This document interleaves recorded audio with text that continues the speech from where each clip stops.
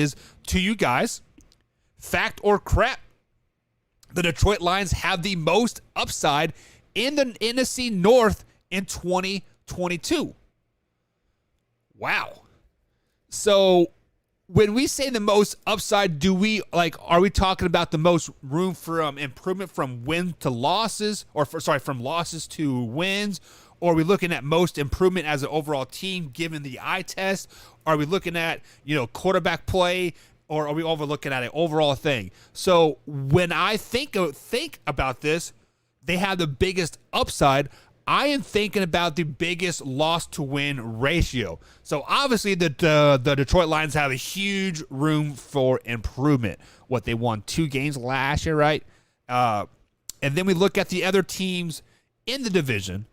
You got the Green Bay Packers. They really can't improve in the regular season. They can improve in the postseason. In the regular season, I think 13 wins is their limit. Then you look at the Vikings. They are probably a 10, 11 team, right?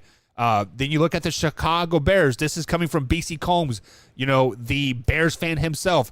They're looking at a 6-win ceiling tops, right? From 3 to 4 last season to like 6, so that's a 2-win improvement possibly.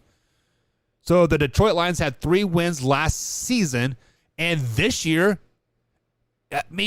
yes, fact, they have the most upside of any team in the NFL. More than the Jets, more than the Giants, more than the Jaguars, more than the Panthers, etc.